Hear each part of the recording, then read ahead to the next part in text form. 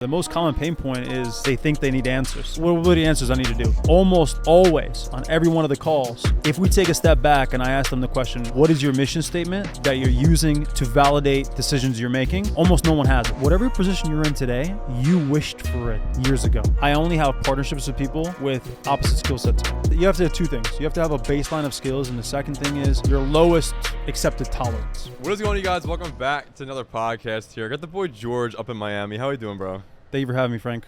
We're doing good. We're posted up. Guys, if you haven't already, George has also been in a previous video, so if you haven't watched that, watch it after this. He's a pretty smart individual, and I really wanted to go ahead and dedicate a full-on podcast just for him, one-on-one for you guys, because he dropped some sauce in my previous video. So I called him up. I was like, yo, I think we do a podcast. Of course, we made it happen. So guys, get out the notepad and start taking some notes this video, because this guy's going to drop you some valuable information regarding AI, Ecom, all kinds of things. So, George, go ahead and do a quick, little brief explanation of what you do, what you've done, and what you're currently working on. Thank you for having me, Frank. My name is George Stweetsev. I'm 28 years old. I've done over 8 figures in e-commerce sales, and for the last 3 years, I've been focused on software, primarily SMS and email marketing for Shopify brands. More recently, I sold that company in August, and for the last 3 months, I was finalizing the transition.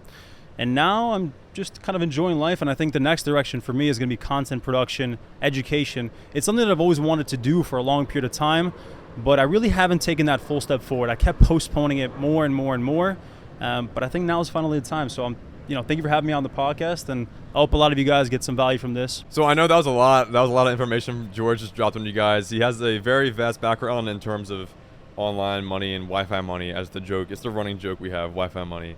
So now you're focusing on education and just teaching people what exactly? Yeah, well, beyond just education, for the first time, actually, I've started developing partnerships. So developing partnerships in design agencies, e-commerce brands, solar company, and I've always been kind of a solo entrepreneur my whole life, and I never really done the partnerships. But ever since I kind of sold this company, I took a step back and reevaluated how I was conducting my businesses, and I realized that there's a better way to do things, and partnerships is one of those avenues. And the primary thing for me as a solo person now is going to be the education. It's going to be producing, not just one specialized education for e-commerce or software, but kind of a personalized education for 4 main categories: e-commerce, agency, high-ticket sales, and SaaS. There's a kind of a saying, all good businesses are the same.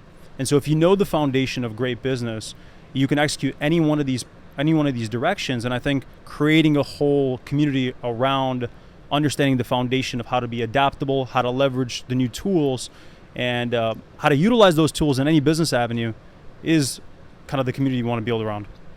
Yeah, creating that own ecosystem within your own network and creating just an entire entourage of all these different aspects is definitely going to be something very, very beneficial for you and all your partners as well.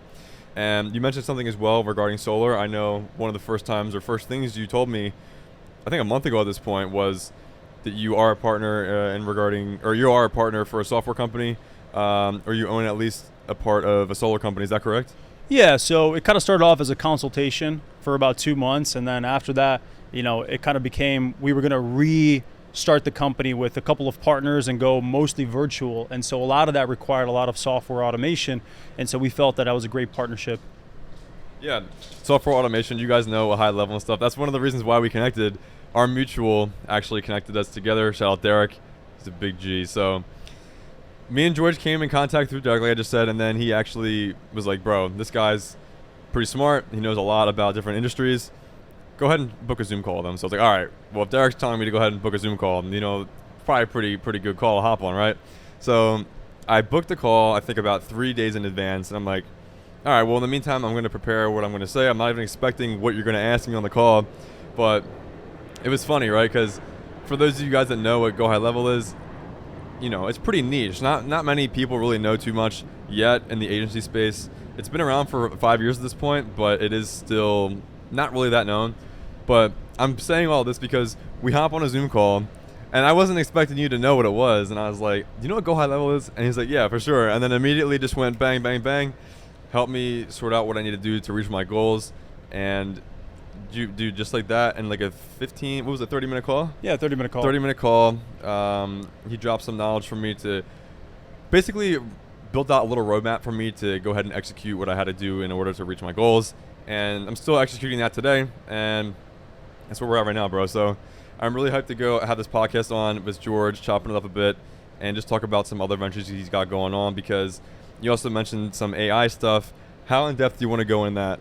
Well, let's actually take a step back on that consulting call. So in January, every January I set kind of my goals. And normally I set my goals, super ambitious and so many of them. But this year I tried to take a step back and I said, what is the least amount of goals I could set?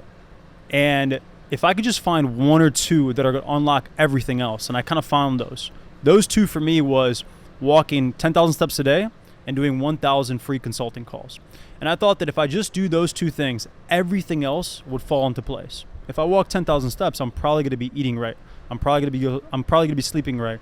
I'm probably going to get enough sunlight instead of just sitting on my laptop all day. And I'm probably going to go work out additionally as well. And for the 1,000 free calls, I knew that I was going to sharpen my skills. I'm going to set myself up for understanding how to service people even better. I'll build out the dashboard on how all these consulting sessions are going to look when I go do the real education. And I'm going to build my density of network such that I'll be able to, in one connection, reach anyone I wanted. And so that's how we connected. It was a referral through some of the consulting calls that I did. And actually, Derek was a referral from someone else. Sebastian, right? Yeah, Derek was a referral from Sebastian. And ironically, Sebastian Georgi, I did a call with him in early 2020. Wow, that's 3 years then. Yeah, 3 years. So there's a funny story about that. So in early 2020, I was starting the software company. I'm like, you know what? I'm gonna do some free consulting calls. Anyone doing above $25K a month, I'll do a free one with you. And a lot of people took me up on that offer, about 50 to 60 people. And Sebastian Georgi and Jordan Welch were two of those people. And the funny story is, both of them were almost in the exact same position. They had a little under 100K on YouTube. They both started from the e-commerce background. 100K on YouTube? Yeah, Damn. under 100K on YouTube. They were both taking a pause on YouTube at the time. And they were both, coming on the call with me, and they said, hey, George, I think I'm going to pause YouTube a little bit on my personal brand. I'm going to focus on my e-commerce, get it up a little bit more. Sebastian wanted to do his Google agency. And I told both of them the exact same advice. I said, yeah, that's cool. You want to do the agency and you want to do the e-commerce, but you've already built your initial skill set there. You've already proven you could do it, and you've already made some money. That's not going to take you to the next level. What is your foundation on YouTube and your personal brand and the network and connections that's going to unlock.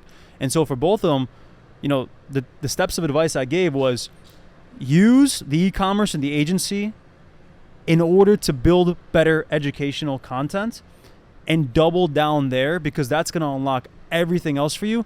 And the money you're going to make from these other things like e-commerce or agency is going to be quite irrelevant. Yeah, I mean, it all goes back to the idea of just building your skill sets in one avenue first, and then building a personal brand around that skill set. Yep. And then teaching it to people. Yep. That is, I believe personally, one of the most powerful things you can do online nowadays, because there's all these guys out here that can do the same thing, right? Regarding e-com, regarding running ads on Facebook. But if you can tie your face to that kind of niche, you're going to build a following like Sebastian, like Jordan, like all these other guys, like Iman Gadzi, or however you say his last name. All these guys kind of do something similar, but they have their face to it, and they're the ones that are going to make the most money. They're going to have the best relationships, and they're just going to have the best network and all that stuff in general. So that was a really valuable point. I'm glad you brought that up, because I didn't even know that you were doing the back end stuff. Well, not back end, but you know what I mean, like this stuff for Sebastian and Jordan. Well, I wasn't doing anything for them. We were just friends, and I was doing free consulting calls at the time, and I said people can have those with me. Actually, there's bringing up that point on building a personal brand after you have some success. In my opinion, there's 5 stages of an entrepreneur, and the first stage is you make a livable wage in e-commerce agency or some initial skill set. That's about 5 to 25K a month. After you get past that initial stage 1, stage 2 is where you build up your personal brand, build up your connections, and build out those content. Stage 3 is where you take that personal brand and you leverage it for connections, and you also leverage it for high ticket sales. Those high ticket sales, those $1,000 to $3,000 programs, digital product programs with almost 100% gross margin, that's going to unlock all that excess cash flow for stage 4. And stage 4 is that bigger brand, that bigger agency, or that bigger software company that's all tying into, again, your personal brand and your initial skill set. And then stage 5 is taking all that excess cash flow and all that secondary business into investments, whether that's passive investments or a little bit more active investments like angel investing and the like. And ironically, I've known this for a long period of time, but I kept postponing stage 2, the personal brand and the high ticket education, for a long period of time. And a lot of the reason why was almost like I didn't think I was good enough. I said, well, yeah, I did 3 million job shipping in 2017, but I should probably start a bigger brand. Okay, I did 10 million in a bigger brand, but I should start a software company. Okay, I did the software company, and now finally I'm like, okay, let's go back to stage 2 and really execute upon something that I've known for a long period of time. And I've been telling everyone, when I give advice, I give that advice to people, yet I didn't take it for myself. And this is the year that I want to take my own advice. Well, I'm really happy that you were able to hop on here and start that, and hopefully, propel you further and further. And I hope that this is the starting point of something fantastic that you grow to in the future, because I have no doubt that you will be able to turn this into pretty much everything else fantastic you have going on in your life. So kind of pivoting on, not pivoting really, I want to ask you the question. I always thought this, I forgot to ask you last time we hung out. After talking, I know you haven't gone through the 1,000 people yet this year, but you've gone through how many? Several hundred, right? About 170 people. 170? Okay, so what is the most common pain point? And let's start with that. What's the most common pain point you see for people hopping on these calls? Yeah, the most common pain point is they think they need answers. Everyone, okay, just give me the answers. What are the answers I need to do?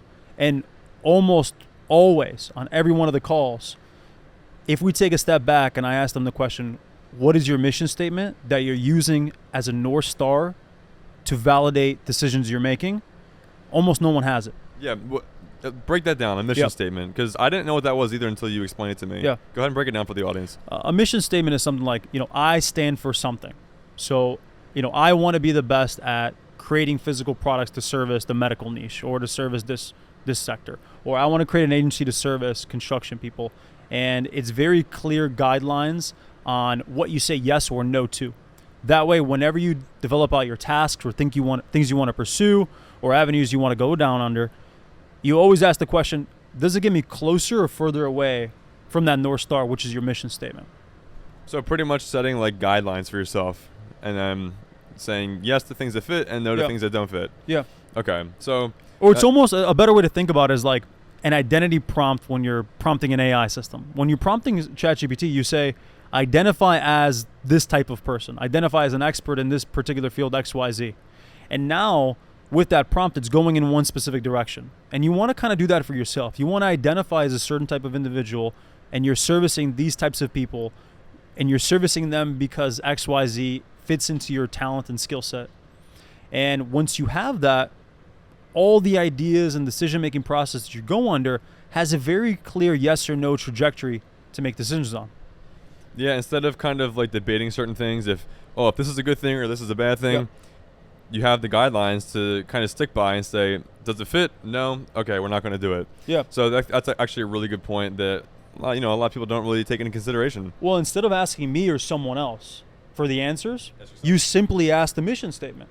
So you've confirmed your mission statement. You've analyzed and you said, I stand for that. So now you no longer need to look externally for someone to validate your questions and concerns. You no longer need to ask your mom or your girlfriend or someone else, hey, what do you think about me doing this or this XYZ? You just ask your mission statement, and the mission statement is going to give you the yes or no decision. Yeah, I love that because it's going to make everything just so much easier and more efficient, and you can move faster when you have certain guidelines. But now, moving on, I think I want to bring up the AI stuff. Yep. As long as you're down with that. Break it down for us. It's a fully loaded question, but I know it's a lot of information. Yep. George has a lot of different components. He's building out his own AI software and AI system to basically be the better version of ChatGPT. So I want you to go ahead and explain that. I want to say better version of ChatGPT. I mean, the best way to think about it is what OpenAI has built is like a Ferrari engine. So they've given you this amazing engine called ChatGPT-4 or GPT-4 in the background, the API calls. And now you could take this and you can express it differently. So you could put a body on it, just like a Ferrari. You have a different type of body, a different type of interior, and a different feeling and a different brand presence. And so what I'm developing is kind of like that designed body, and it's nichely focused for young entrepreneurs in 13 main categories. And those 13 main categories, the 4 main ones are e-commerce, agency, SaaS, and high-ticket sales. And so it's a different expression of the underlying system they have. You see, almost everything is kind of trapped inside this thing. It's this like almost like magical black box, and through the right prompting structure and the right embeddings, you can kind of get out the type of output that you want. And so that's why I say, the problem isn't that we're not able to get answers. The problem is we don't have good enough questions to elucidate the exact pinpoint thing that we're looking for. If you had good enough questions, you could search up on Google and you can ask ChatGPT correctly enough to get any answer you need. Yeah. It's all about asking the right questions, whether it's to another human or, in this case, an AI system, because if you're not going to ask the right questions, you're not going to get the right answers, and that's not going to get you to where you want to be, obviously. So you mentioned SaaS is one of the main components of your entire AI system, right? Yeah. So taking a step back on that one, ahead, it's bro, like the hardest problem of AI was elucidating the right questions. And so a lot of what my software did was allow discovery about what other people are asking. And so when you have a like-minded community of entrepreneurs asking different questions, those questions get ranked. And so now you no longer need to kind of come up with the questions. You could stumble your way into the questions. And once you find a direction you like, you can continue on the train of thought. And so that was the primary kind of motivation for me making the software. It's not that I want to make a better ChatGPT. It's that I'm going to re-express it in a way that's nichely servicing a particular group. And by doing that, maybe we can make it much better, a much better interface for this narrow selection of people. Yeah, I remember we were in Mila, and you were basically going through all the different layers of it, and that was one of the layers of how you have all these different questions that are already asked by other people, and of course they're going to be ranked, like you just mentioned, and you're also going to have questions that have been verified by you and answers that have been verified by you, by George himself. So I know sometimes on Google or any other search engine, you go in and ask a question, and you're like, obviously this answer is incorrect, or it's outdated or something. That's not going to be the case for your situation, right? Yeah, so another hard problem of AI is evaluation, and that's why my brand for the education is called Redacted Academy. And the premise of Redacted is that we have an abundance of information today, and actually the number one skill set is your ability to evaluate and redact. Your ability to say, you know what, that's not correct. That all of that is incorrect, and just this little part is what's valuable, because the AI is going to continue spewing out information ad nauseum, but who is that person that's going to make the decision and say, you know what, this was the only good part out of that? Yeah, cut out all the wrong information or outdated information and just include the valuable, up-to-date information that's actually applicable to you. And whatever industry, whatever niche, SaaS, and you said ecom. What else? What were the other two at least? E-commerce, sales, agency. And high ticket, right? High ticket. Okay.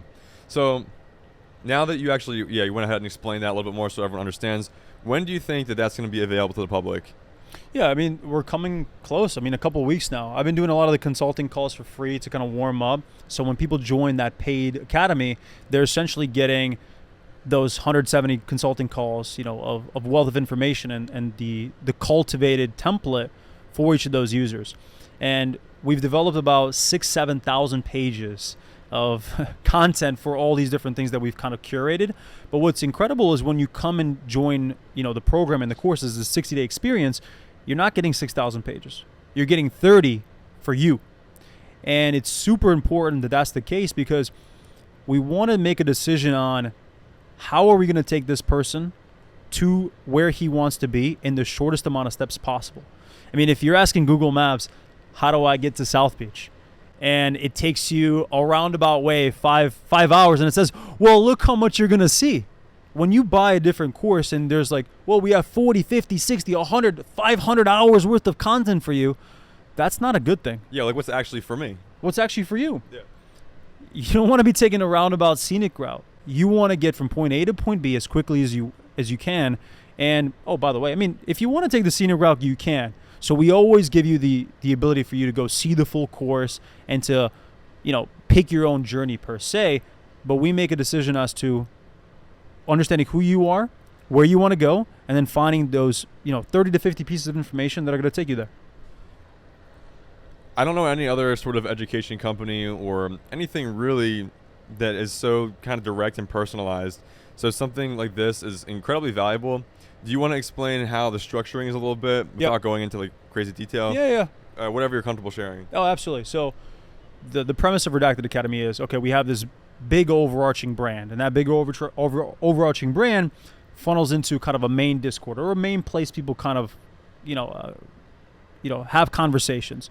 Once they're in that and they get a little bit of value, then there's like a paid Discord. In that paid Discord, they pick one of the 4 categories and they get a little mini course on each of those categories. It's enough to get them from, point A to point B, but not enough to get them all the way there. Yeah.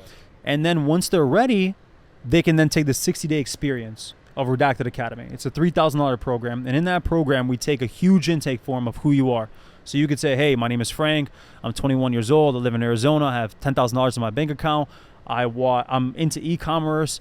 I like Sebastian Georgi. I like, Jordan Welsh. I know this much. I have a little bit of experience here. We really take a really, clear understanding of who this individual is. We then give them a recommended path on which avenue of e-commerce you should go into, like high-ticket drop shipping, Etsy digital products. There's this whole continuum of e-commerce. And once he confirms that avenue, then we generate him a personalized course. He gets his own dashboard. He gets paired up with a partner relatively in a similar position inside of a group. And then that group is on a 60-day kind of mission towards setting up the right foundation to get their first sale. Now, when I say first sale, people are like, oh, just one sale.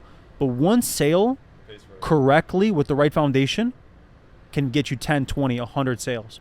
And so online, if you set up things correctly one time, you can multiply that. Unlike the physical world, you don't need, once the puzzle is complete, you turn on the gas. You turn on more ads, you turn on more spend, and you're able to ramp it up. Unlike the physical world where you need to have more logistical output, a more logistical input to get more output, you don't really need that in the digital world.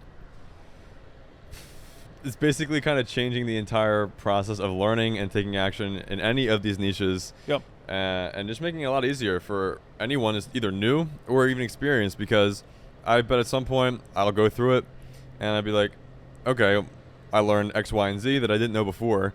And then who knows how far that'll take me in my own journey. So that kind of ties in with my own niche and stuff, obviously Go High Level. Mm-hmm. And one of your main branches of your software is SaaS. Yep. So obviously High Level is more agency. White label and agency White stuff. Label, yep.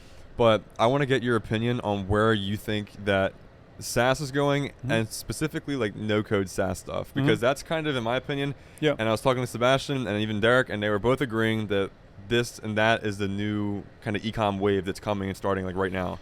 I kind of agree and disagree. I'm also friends with Alex, who, he's been blowing up more recently too, about saying that, everyone's telling you to do e-commerce or agency, but they're doing SaaS. And I kind of disagree, because they're doing SaaS because they already have an established audience. So the problem in SaaS is not actually making the product, it's getting the distribution correct. That's the hardest problem. And so no-code SaaS is very akin to drop shipping and e-commerce, whereas a true tech company is more akin to launching your own physical product, your own branded physical product with a patent. And so these are it's a continuum on the spectrum, and no-code SaaS is really that, almost that drop shipping side of e-commerce. There's a lot you could do with Notion, Super.so, Airtable, Softer, Bubble, and Webflow, these no-code solutions. But again, the problem is that the product is worthless. Let me explain. The product in and of itself, the code, or the no-code in this case, is actually not worth anything. What's worth something is the audience and the distribution of people using it. And that's actually the hardest problem to solve on this. And most software is just, you're not able to sell that for a very high premium on the front end. And so for people who are starting out, if they can't get that margin in the beginning, it can be very hard to scale up. I do have a good case study that maybe we can talk about for a no-code SaaS product that is somewhat, low ticket, but also has an annual subscription that a lot of people take on. For sure, go ahead. Yeah, so one of my buddies, maybe he doesn't want me disclosing this, but anyway, I'll share kind of a similar story. It's email signature. So he built a software in order to generate email signatures, like on the end of your Gmail. So if you've ever seen those like really clean looking signatures, and he sells it for $19.99 a month. But what he does is a lot of people who are taking this on, it's not just one individual, it's a company, a law firm. So 5, 10, 100 people are joining at a time. And whenever there's more than one person, they have to pay annually up front. Okay, and the reason why that's super important is because now he can run advertisement. So it gives him a buffer. It gives him a lot of a buffer. And so yes, he'll get a lot of people at $19.95 a month, and he won't make money there because it'll cost him about $40 to acquire a customer. But his average order value is almost $150. And so now he has that margin to play with to be able to scale up his advertisements. Whereas before he wasn't able to do that. So now he has to think about different type of distribution methods, maybe cold outreach, maybe organic content production, and this, that, and the other. But because he has front end margin, he can scale up ads right away. And that huge buffer that creates for him can now take that excess cash flow and redistribute back into distribution. I think that's pretty smart. I never thought of doing something like that. That's actually I'll share another one. Maybe I'll share another one that's really good. It's really valuable to people. That one's a little bit, I would say, intermediate to advanced. I'll share one that's, I think, almost beginner level. Okay, go ahead. And the best one, in my opinion, is selling leads. So there's a lot of already available leads that you could buy from builtwith.com, Crunchbase, PitchBook, and you could take that, package it up, and sell it as a software product. And really the software product is a landing page with top 100 companies that just raised a seed round or top 100 companies that just raised a Series A.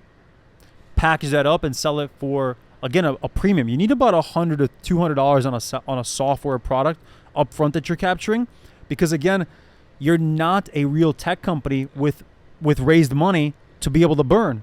You're not in that position. You need to make your money on the front end.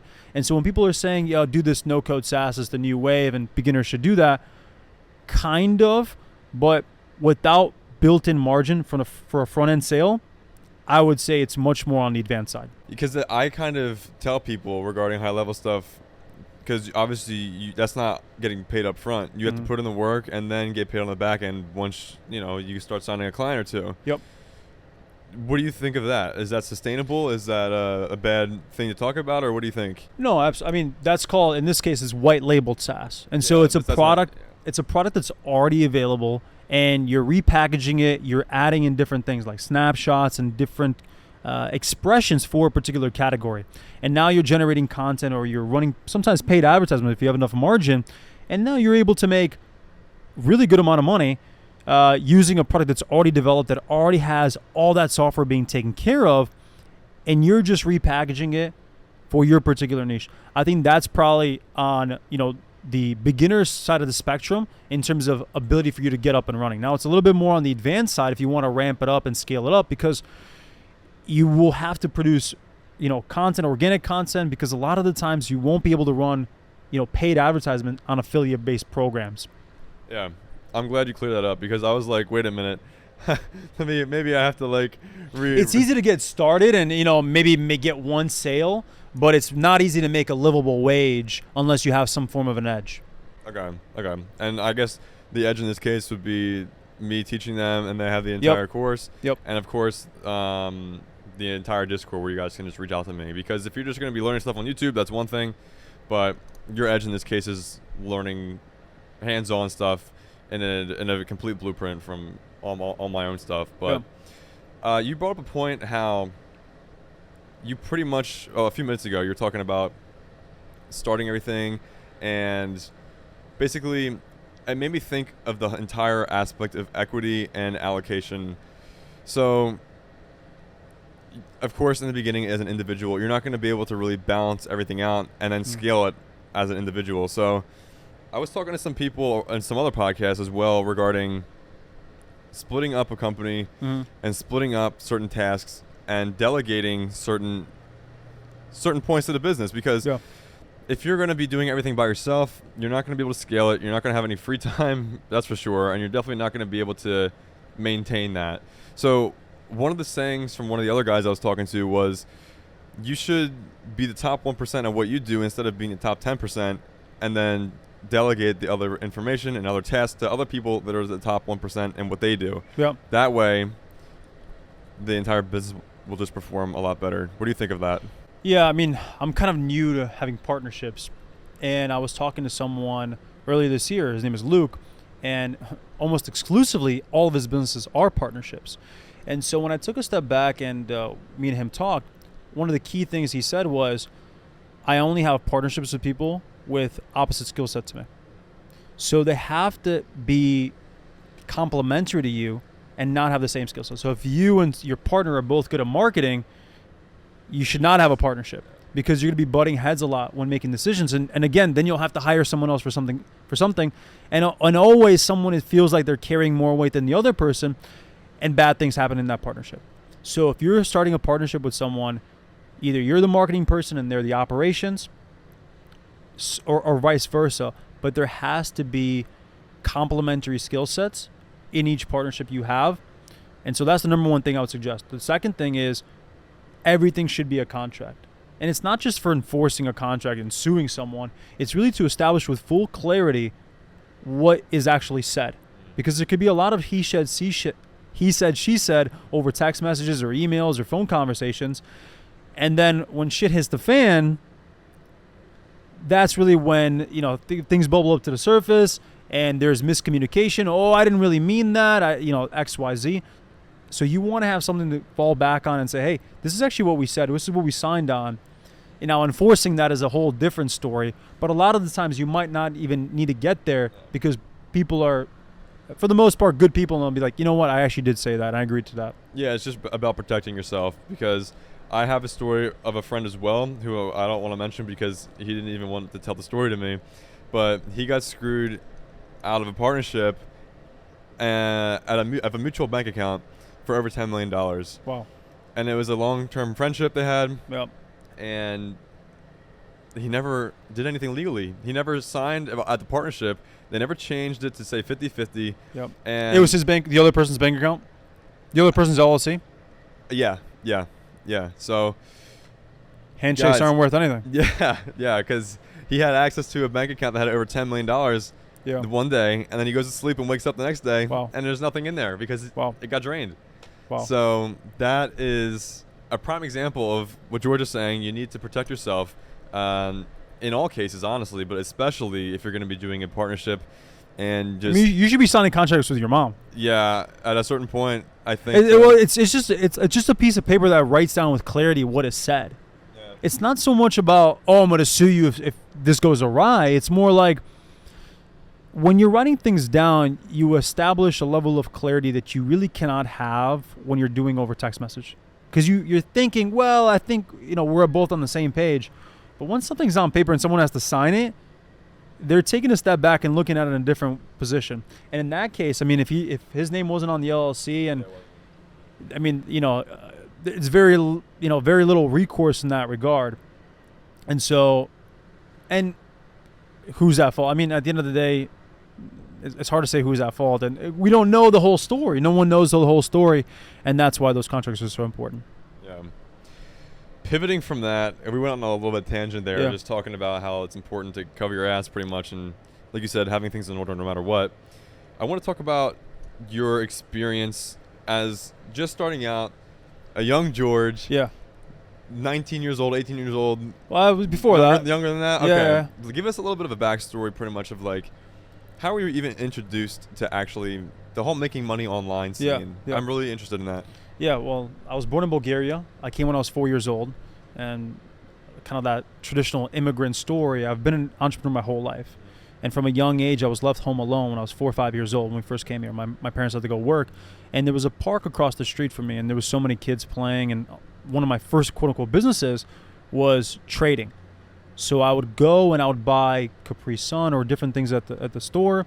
I would trade them for Yu-Gi-Oh cards. I would then battle in the Yu-Gi-Oh cards to get rarer cards, and then I would trade those rarer cards for different things, like maybe some real actual money or things. So it would be almost like a barter system in the beginning. Then I got introduced to flea markets by my grandma, and so I think I was 7, 8 at the time, and she had like a little flea market store. She was selling kids clothes. And when I got there to the store, I didn't have many things to sell besides my own, toys. And a good idea I had was I went across all the tables, and as a young kid, I try to use whatever I had as an edge. And so I talk about this a lot, is finding your edge. And so in that case, my edge was I was a little kid, and what I would do is I would go around to all the other tables and I would say, hey, what can I have for free? I'm trying to sell something. Who's going to deny a little kid asking Exactly. that? So many people gave me something for free. They're like, oh, let me just find something. They gave it to me for free. I brought all those things back to my table. Brought all those things back to my table, and I started selling those things. And by the end, I sold everything because, again, I used my edge. People were so confused. Why was a little kid here selling? And I started building up my salesmanship skills. And ironically, my grandma didn't sell many things, but I sold everything. And at the time, she's, that's kind of the running joke, is she knew I was kind of a natural born entrepreneur. Then I got introduced to estate sales and actual flea markets. And my edge at that time was I had a smartphone. This is when I was about 13, 14, 15. And at the time, my edge was I had a smartphone with eBay on it, eBay completed listings. And so when I found an item like a musical instrument or a coin, I would be able to see what the completed listing had sold for. And so this is before Pawn Stars or American Pickers. So I knew if that person was selling it to me for $12 and I could sell it for $150 on eBay, I would create that spread. And another edge that I found at that time was everyone didn't put out to the public their best items. So almost exclusively, I started building up relationships with every single person I would, go and try to buy from. Because when I established the relationship, I would say, hey, I'm looking for musical instrument. I'm looking for XYZ. They would say, you know what? Maybe I don't have it, but I know someone that does. And then that person would go and share with me something they kept on the side for me to buy. And so almost exclusively, all the best deals were not found of items in front to the public. They were found in the back. And this is another interesting tidbit. I know a lot of people like Luke Belmar and Amal Ghazi have now been, and even Andrew Tate talked about, the Matrix, the puppet masters, all these people kind of above you, or the corruption of the system, etc. And there is a lot of truth to that, in the sense that at a high enough level, everything operates on bribes and connections. Yeah. Everything good is behind the scenes, not available to the public. And the reason is, as soon as it becomes available to the public, it squeezes out. There's no more edge. The edge is squeezed out. And so if you're trying to find an edge, almost always at a high enough level, you have to build it through connections. And those connections, a lot of times, are established many, many years prior. And so that's when, they say, well, they knew each other 10 years ago, and then the Biden administration hired this person from 15 years ago. That's how the game works, is those relationships built over 10, 20 years of time. It's not some conspiracy theory. It's the way the world works. Such on a small level, learning that when you're younger and how it correlates to just how the world works. Yeah. We can continue the story. We can touch on the Shopify and different things. Yeah, for sure. Yeah. Go ahead. So, I'm making money online, but it was still rooted in the physical world. What do you think you were doing at this point, number-wise? $2,000 a week. Okay, so still solid as a kid. It's not right? bad. Yeah. Not bad. But ironically, every month you would have no money. I mean, you'd make $2-3 grand, but then even as a kid with no expenses, somehow you spent it. Somehow you look and you're like, I have no money. Yeah. I don't know what happened to it. Then I started on Shopify in 2013. I have the email from 2013. Really early, yeah. Yep. So that was about 10 years ago now. And I started out with print on demand. So I try to build out organic pages on Facebook and try to kind of organically market. A lot of the ideas at the time from Luke McGuire and Chris Record and also Alex Becker and SEO were how to build up organic-based traction. Very similar to kind of maybe today, but you were trying to build up a lot of these Facebook organic pages. At the time, it was kind of pretty easy to produce content on their like quasi-refurbishment and then sell some physical products on the back end. And at the time, I was just learning about all these things. I wasn't making a lot of money on Shopify. I wasn't making a lot of money on SEO or agency or website design, but I was learning all these skills. And I had a baseline of how to do each one of them. Even real estate, Section 8 and single family, Ron LeGrand with a lot of his ideas. It wasn't until 2015 where I thought I really had my first true breakthrough on the online space. And the first breakthrough for me was Amazon. It was merch by Amazon. I was selling merchandise on Amazon, primarily clothing. And so it was, you would upload designs onto shirts, almost print on demand style, that I had experience with before, and you would sell them exclusively on Amazon. And I remember this was October 2015, because I was always learning about everything new coming up. First day it opened up, I signed up. I put up my first designs about 10 p.m. at night. I went to sleep. I woke up in the morning. I made $44 in royalties. And that was the first time in my life that I was like, I got something. And that's what I want to give people when they join Redacted Academy. It's the sense that you have a good foundation when you make your first sale. Because I've made my first sale many, many years before, but it wasn't like this. And a lot of times, if you're having some quasi level of success where I got one client as an agency, I got one sale as an as an e-commerce entrepreneur, I got one sale as a high ticket salesperson, or I kind of have a software product. It's not the same thing as when you have a foundation and you get that first sale, because guess what? A week and a half later, I was making $2,000 a day. It went like that to a level I didn't know before. And it felt very different to any kind of business before, but because I understood that it wasn't about the difficulty, it wasn't about the hard of the work that you're doing. It was about being in the right place, the right time, and creating a puzzle that connects together. And once it happens, it's like a light bulb, or a rocket ship, it just starts going. And so, yeah, that was the first time I made quote unquote serious money. Yeah, making $2,000 a day at a young age is definitely nothing to brush off. That's a lot of money for someone. And well, if we can continue, as soon as it went up like that, it went down like that. Oh yeah? Yeah, because what happened was it was too good to be true almost. What that means is too many sales happened in a short period of time, and they had to throttle back the sales. Amazon couldn't keep up. There was like a new division. They couldn't keep up the sales, so they started throttling the sales. It wasn't your fault though. It wasn't my fault. Okay. So they started throttling the sales, and this guy had a huge Facebook group that he was teaching people fulfillment by Amazon. He started converting them over to this new method, and there was a huge proliferation of these, older moms who got into this now and kind of became flooded, and they started throttling accounts, banning accounts, and so as soon as it went up, it went down. I had so many accounts open too, but they all kept getting siphoned out slowly but surely, and $500 a day, $300 a day, $200 a day, and then it became almost like it didn't make sense anymore.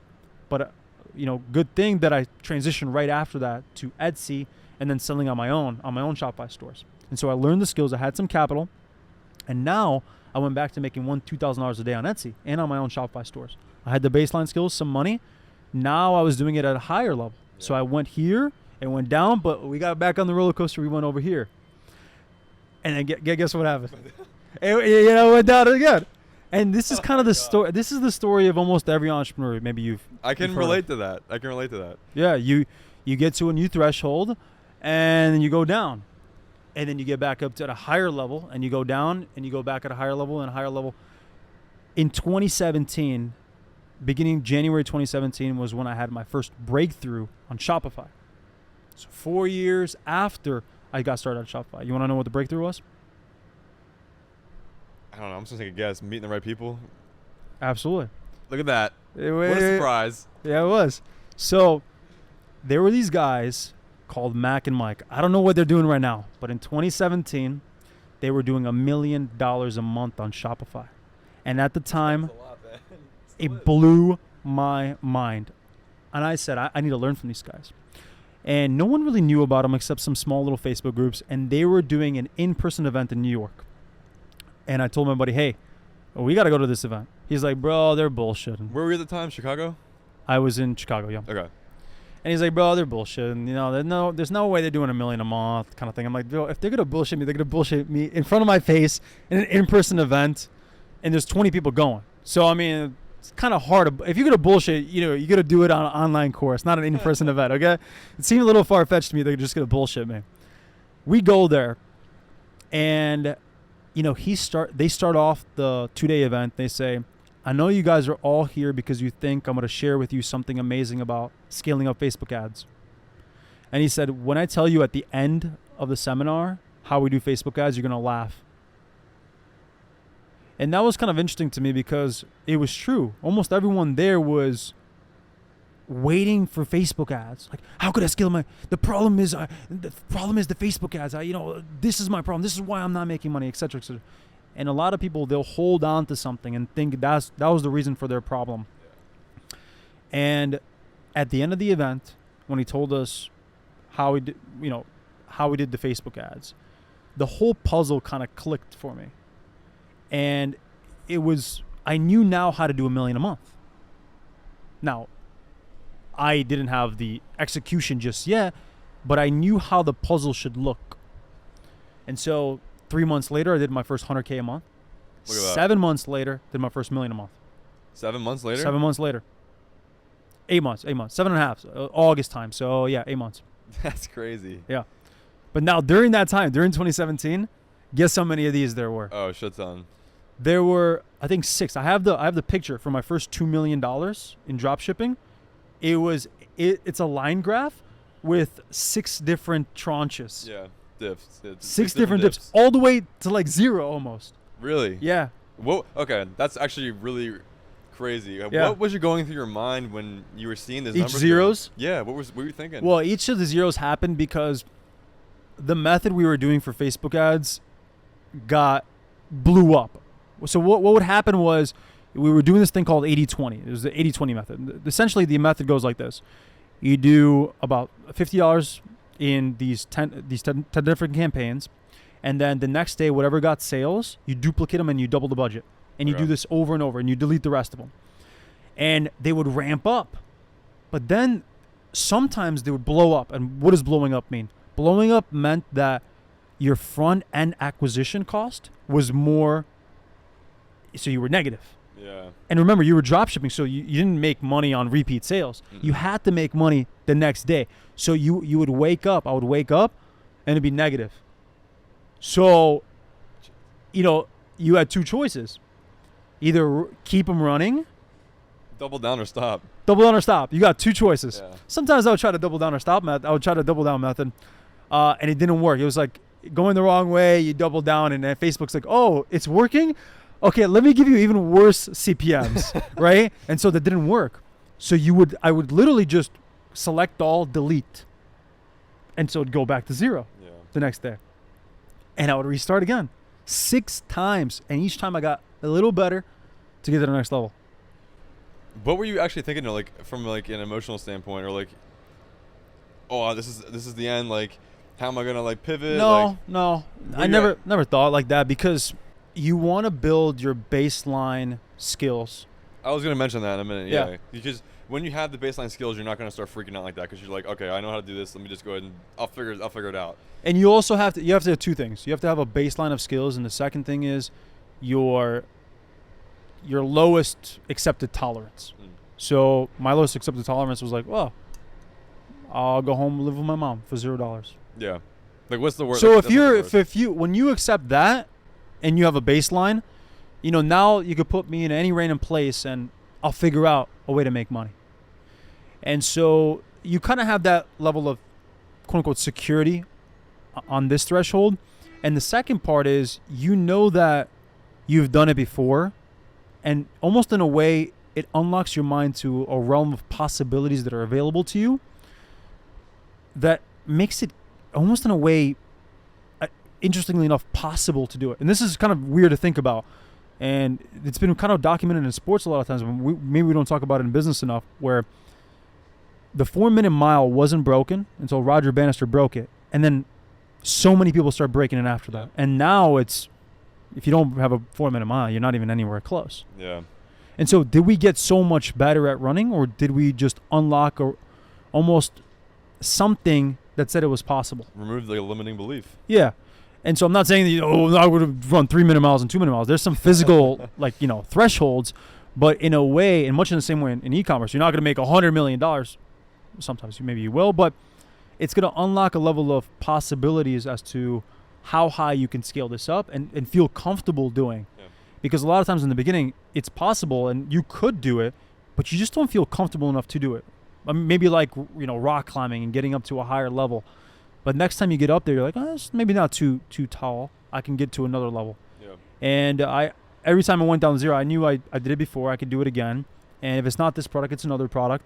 And if it's not Shopify, it could be something else. And if I don't make money tomorrow, I have all these levels to fall back on. Yep. And that gives you more confidence to then push to the next level. Mm-hmm. I can relate to that in a way because I've had situations where I start like thinking, oh, what's going to happen if this doesn't go through, or for whatever reason, something crazy happens, right? Yep. But then I remind myself, like you're saying, I have all these different safety blankets, if you want to call it that, all these different fallback methods and all these different things I can kind of just rely on if things were to really go bad. And I remind myself, like, dude, if everything went bad, I'm still incredibly blessed because everything, all of our needs are going to be met because we live in the States. We come from, we have solid families. I assume you do for the most part. Yeah. Your mother and stuff. Yeah, I got a mom and a dad. Yeah. That's enough. So honestly, what's the worst that can really happen if you were to lose everything, right? So that was really important about opening up your mindset, changing your perspective of what's possible, and also changing your mindset in terms of if things were to go bad, would it really be that bad? Especially because when you have the skill sets, you can just start at 0 and just build your way back up, like George just said a minute ago. So is there any other points you wanted to mention regarding that, or how you went from... Actually, I want to ask you the terms of how did you start meeting certain people in the space? Did it kind of lead one thing to another? Like, that's a great question. That actually leads into the other part. Yeah, go ahead. So how did you start meeting the first few people that were also very good at what they do, and then of course it continues to snowball and stuff. So how did you first meet these initial people? Yeah, well, I didn't have very many in 2017 when I first started drop shipping. I learned from everyone, but I went to some events, but again, wasn't connected in a way that we're friends or something. You paid, I went to an event, but I'm a random guy at an event. It wasn't until I made some money, and then in 2018, when I built my real brand, my real e-commerce brand, that I started making that a priority. And what I did at the time was I said, I'm going to start a product that I can give away to entrepreneurs to become their friend. Is this what I think I know it is, the phone? Yeah. So it was a brand called Lux in 2018. And so I spent about a couple months developing this product. At the time, I thought this was an avenue in the market that was needing to be fixed. And also, it related to my mission statement, which was I want a product that's essential for entrepreneurs that I can give away. So that was the primary reason why I started that company. I should have been thinking about a couple other things, and maybe we could touch on that towards the end of that idea. But at the time, one of my number one things that I was looking at was what types of products can I give away to entrepreneurs? Watches, hats, clothing, AKA providing value to others. Yeah. And so I launched that brand, and we did 10 million in that brand the first year. And the whole company was myself, 2 VAs, my manufacturer, and my supplier. That was the whole company. 5 people. 5 people. Well, not 5 people, but 5 points. Uh-huh. So, I didn't manage anything about the manufacturer. I didn't manage anything about the supplier. I had 2 VAs, and that was it. That is like delegating certain tasks to other people. Yeah, and finding higher points of leverage. Like the manufacturer has hundreds of people. The supplier has, all their group. And so if you could find those points, and it makes sense financially, yeah.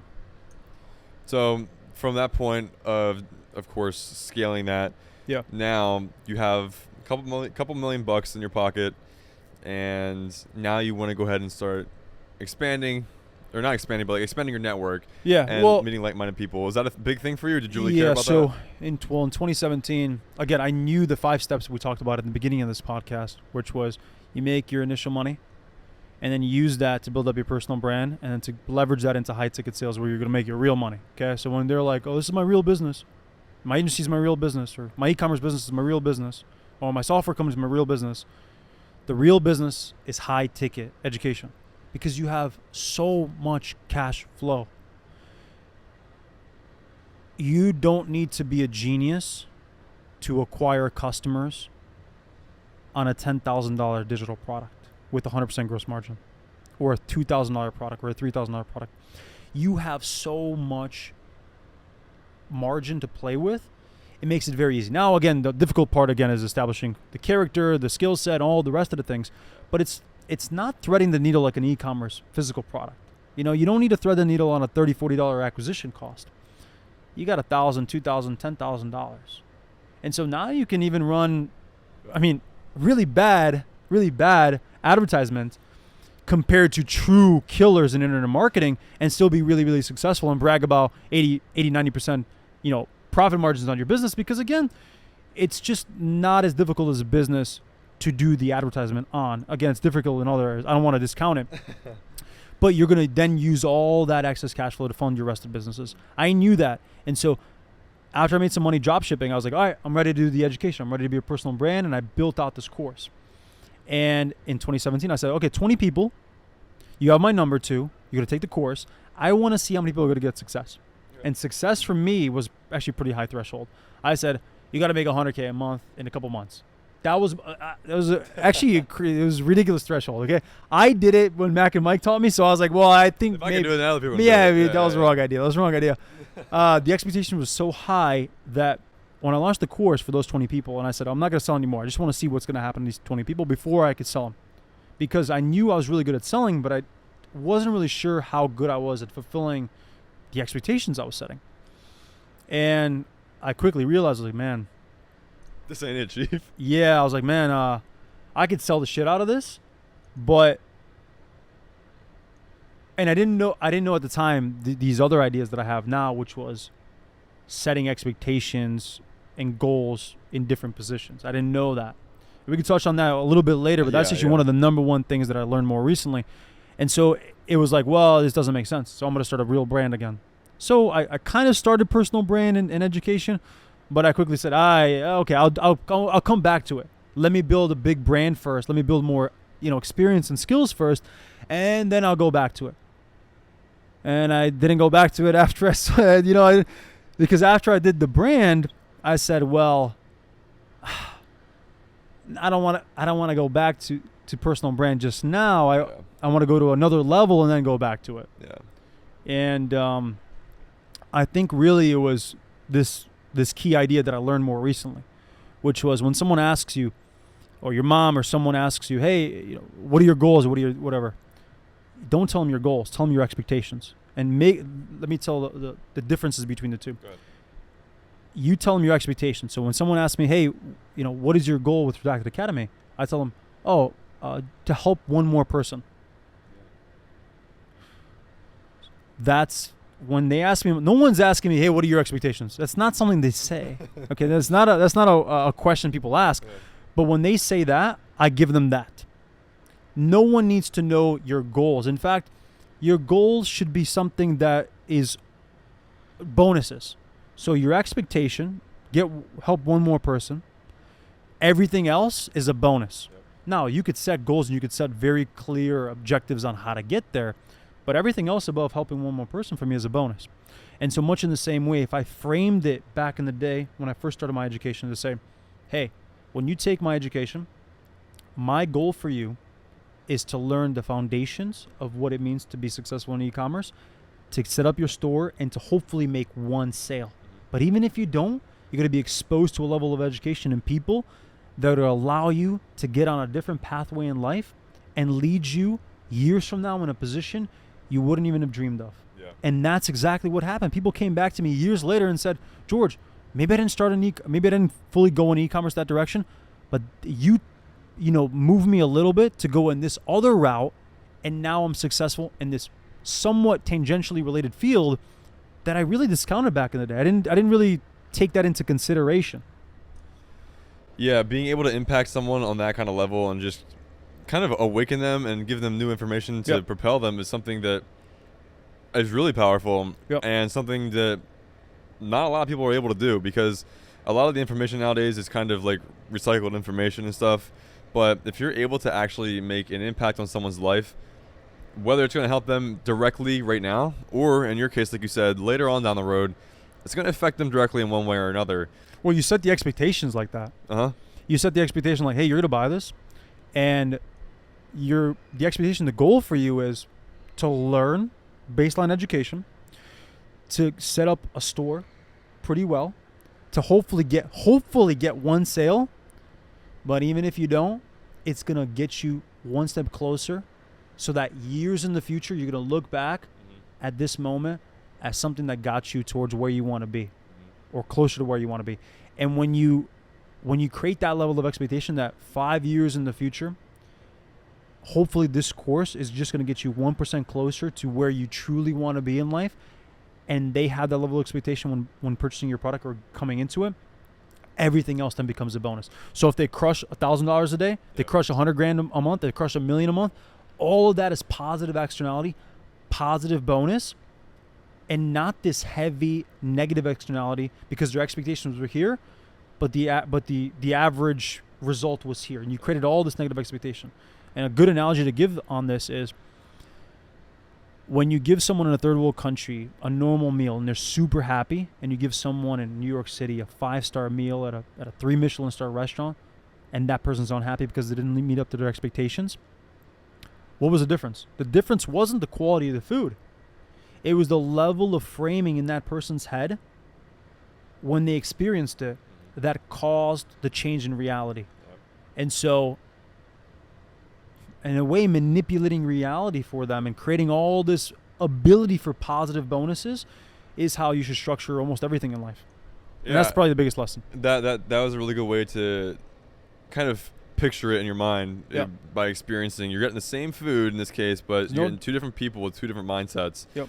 One of the things that I do in regards to expectations is most of the time now, it's kind of negative, but I tend to just expect the worst or expect something below of what I desire. Because then if it does happen, I'm not going to be bummed out. Well, I got another one for this one. Go ahead. So there's this book I gift everyone, and you guys should check it out. Transurfing. Yeah. And the reason I got introduced to this book by actually one of the people I had a free consulting session with in 2020. And he was, in my opinion, I had a call with Sebastian and Jordan and many other people. And I would say this guy, his name is Roman Cresto. In that time and still now, I consider him probably the most talented. Yeah. Talented. Now, there's a difference between execution and talent, but even at the time, he was also executing at the highest level too. And the reason, and he gave me this book. So in 2022, last year, I reached out to him and said, "Hey, I always give you advice. I'm gonna shut up, and I want you to give me advice. I'm not gonna say anything. I want you to tell me what to do." And he told me two things. He said, one is, "Are you taking care of yourself?" And I was like, "Well, I know." He's like, I know you know what to do. I know everyone knows what to do, but are you actually doing it?" And I said, "No." He said, "Okay, you should probably do that first." And the second thing he said was, "You should get this book." I said, "What book is it?" I probably read it. I've read everything. He's like, "Oh, this book, Transurfing." I'm like, "Oh, I haven't read it." So I bought the book. And it's a very short book. You read 1 page a day. And the big breakthrough I had when reading this book was I realized that the current moment I was in, I didn't like my life too much at the time last year. And what it said was, if you're in whatever position you're in today, you wished for it years ago. Whether you like it or not, you wished for it. And I took a step back and I was like almost smiling. I was like, wow, I got everything I wanted. Meaning, a couple years before, after Lux, I said that was too easy. I want to suffer. Yep. I remember you told me that. I said, I want to take on something so big and I want to suffer so much so I can prove to myself and the world that I was so talented and all this kind of extraneous things, maybe egotistical things. And I was now in a position where I got what I wanted. And holy fuck, I did not want that. And from that moment, I became very aware of what my brain is saying.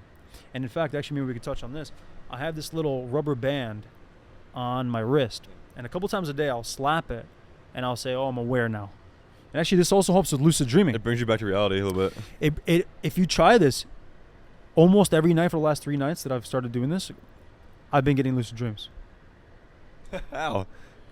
And the reason is, and this is also in the book, Transurfing, he says, the first page, everyone thinks, everyone knows you're asleep when you're asleep.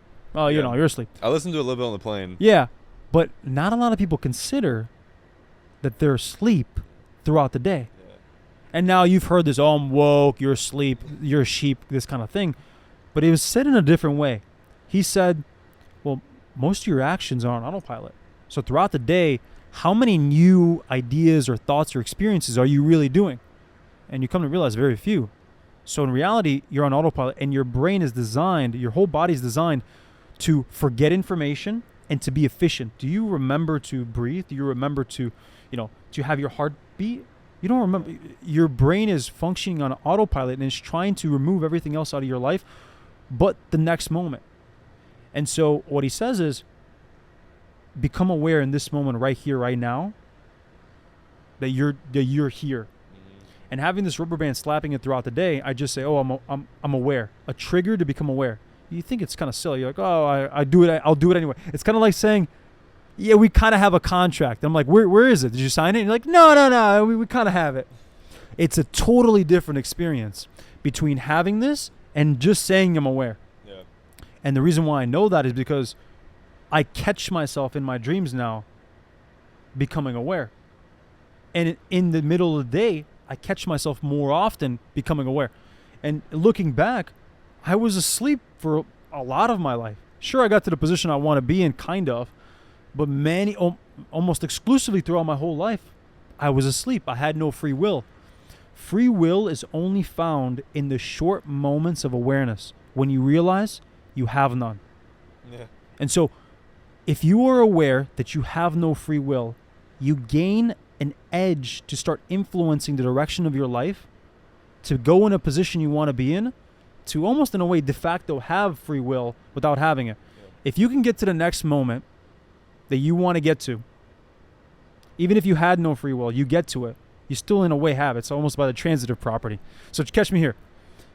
You have no control over the next moment. Every action you take in the next moment, from your twitch to what you're going to say next, has already been decided. It's already been decided. So how the hell can you get to where you want to be if you have no control over each next moment? It's like a paradox. Yeah. And the only way I found is this glimmer of awareness. This moment of time where you become aware that, holy shit, I have no free will. And so what do you do then? You start learning from people you want to be. I've had these ideas years and years ago. In fact, I wrote 8 years ago the concept of you have no free will and how do you actually influence your life. And it wasn't until I reread this book, Transurfing, again, that I realized once again that the key is in awareness. And there's only fragments of time throughout the day, like minutes throughout the day, where you become aware that you have no free will. And in those moments, you have to take critical action. Remove things from your life. Go, get this book. Go learn from this exact person. These small things, when you become more aware of where you want to be. So now you're learning from Frank. Now you're learning from me. Now you're learning from Iman and Sebastian. These powerful books, these people who you want to get to. Now your brain is starting to align towards that avenue. So again, you have no free will in the moment, but you're getting towards where you want to be de facto. And so in each of the moments throughout the day, become aware and ask yourself, am I getting closer or farther away from where I want to go? So become aware where you want to go, and throughout the day, it's almost like you're aligning the track. Yep. It's like this is a good analogy to going on a plane. So if you're going on a plane, it's off course almost always throughout the whole flight by a couple degrees, but somehow they always land. And so much in the same way, as you're living your life, just adjust it ever so slightly every day. Become aware and ask yourself, am I going closer or farther away from where I want to go? Mm-hmm. And if you do that enough, you only need a minute a day.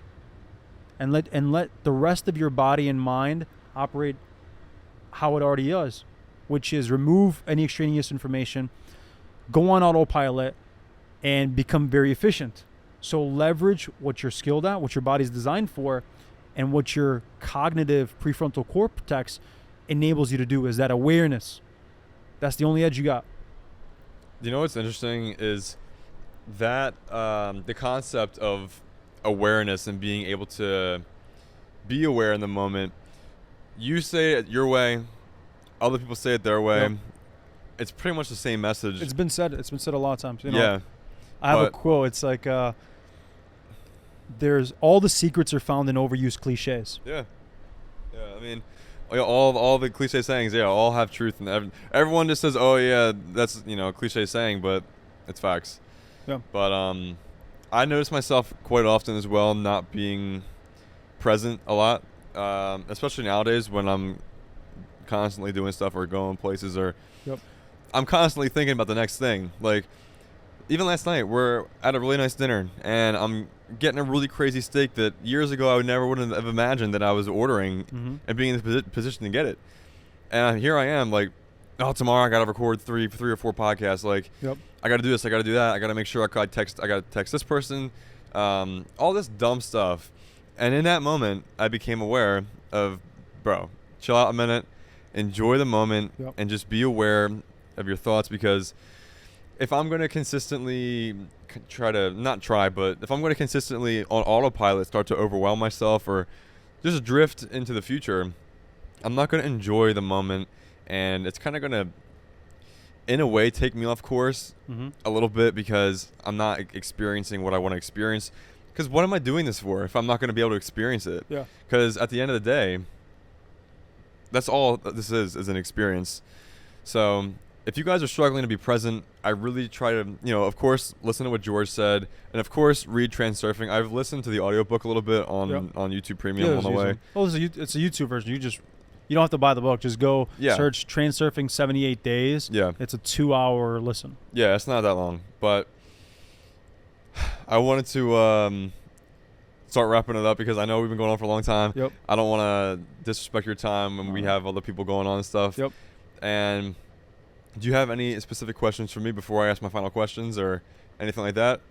Well, I guess specific questions for you is, did you nail out your mission statement? What's your mission statement? Mission statement is to definitely start helping people more than I ever used to, because I was telling Derek this as well. It's totally different when you're successful by yourself or successful when you're also helping other people. Yep. And that is... I remember on our first call, you asked me, what is your mission statement for this? Yep. I didn't have one, because it was new to me. The concept was new to me. Yep. So, being able to help people as well as helping others around me, that is the general mission statement I have. It's kind of broad, but it's also kind of specific, because I care about the people around me, and I want to make sure everyone's leveling up and just getting better. Whether I know you personally or whether you're watching me through the camera on your screen, your phone screen, iPhone, monitor, whatever you're watching, I want to be able to impact you and have people on that are going to impact you in a positive way to get to your own goals. So that's my mission statement. But one of my last questions is, or my final question is, what you're different, dude, because you don't like discussing goals, but how do you want to get your George DPT?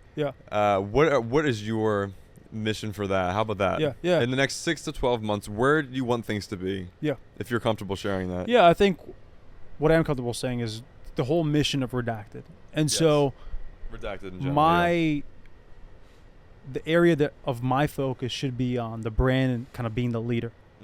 And so to establish that kind of key figure that's going to set the guidelines and the terms of how the whole brand is interacting. But then kind of not be the guru that you have to listen to exactly what he says. I establish the guidelines of how the brand is supposed to be. And then our goal is to empower each of our members. And so when we have the content redistribution teams like Luke Belmar has with Capital Club, or Ramon Gazzi has with his programs, or Andrew Tate did with his models and everything else, this redistribution methods is, how do we empower each of those users to own a piece of asset? So not only can they use our trademarks and our ideas and all of our content to redistribute, but also they own each of those assets, right? It's not just putting my own Redacted logo on it, but they now own the asset. They own the ability to be able to influence and educate others. And the goal, the real goal of the whole thing is to create superstar partners at the end of the Redacted program, and to enable individuals within our system to essentially spring up mini versions of Redacted Academy and have the same ethos. It's kind of, to permeate beyond me. And for me, the way to do that is really just for me to set the tone, for me to set the brand and to make people excited about the ideas that I have. Because if everyone is spewing whatever ideas they have, right? Luke is spewing his ideas, Martin is spewing his ideas, Andrew is speaking his ideas, liberal people are speaking their ideas, Sebastian, Frank, everyone is producing things into this world and trying to have their ideas permeate and evolve. And I think that the big goal for me is really taking a step back and clarifying what that is for me and getting better at cleaning up, redacting, really what are those golden nuggets that I truly stand for, and hopefully letting them permeate and have people own assets and think more clearly about things and be able to go on a life journey that they decide that isn't decided for them. Many people, they'll learn about a specific topic and I'll see them 10 years later teaching Facebook print-on-demand Shopify. And I want to give people the ability to understand business on a fundamental level so they could be adaptable to any new thing coming up and not just to learn one skill set and then kind of get trapped in there. I saw that happen with my dad. I saw that happen to a lot of people. And it also happens to quote-unquote entrepreneurs. I've seen this happen more often than not because it's hard to take a risk to do another type of business. It's hard for me to say when I stopped e-commerce to just stop it and go to software when I had no experience and I wouldn't recommend that to a lot of people. I think you should have a very kind of crisp transition, but it's important to set the right foundation to educate people on that so they can, even if they decide e-commerce is not the right path for them, make the switches and know how to prime themselves to ask the right questions. So hopefully they can teach others and I don't have to, speak from here. I could set the guidelines and then it can kind of it can go from the bottom up. Yeah, instead of being like the commander and like talking down. Because now if my ideas stop, it's like, how do you kill a mafia organization? You take the guy out the top.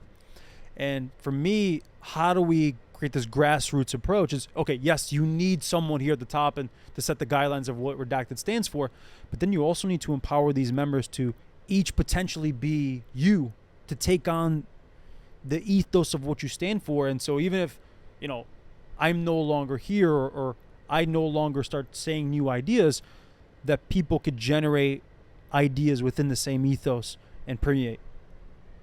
Just make something that's going to last a long time, whether you're present or not present. And also going back to the Redacted, I think I think really making it that the showcase, to start a really big company, start a really big movement, you need to rally behind one idea. And that was actually probably the hardest thing of all this. I was thinking about it for like almost a year of what idea that hasn't been taken already that's hard. Can really, stand for what I want it to stand for. Well, guys, I think that was a really good way to wrap it up. Yep, give the entire mission statement, entire goal of Redacted by George here. So, guys, of course, if you have any questions, go ahead and drop them in the comments. I will definitely go ahead and answer them. And, of course, George will probably scroll through some comments if you guys are asking some good comments. But I want to go ahead and wrap this up. We've been going here for about probably an hour and 20 minutes or so. And I think this was a really, really solid podcast. Thank you, Guy, thanks for coming on. Pleasure. And I'm glad that we were able to go ahead and chop this up for you guys and learn more about George, because I like having people on that are already established or already on their way up. It's because no matter what niche or industry they're in, you can always learn something new and apply it to your own life. That's what I want to do for you guys, because that's my mission statement, as George did tell me months ago to create. Yes. So, guys, I hope you enjoyed this one. I got another podcast after this. Looking forward to it as well. But I will see you in the next video. All right. That was great. Let's go, bro. That was a good one.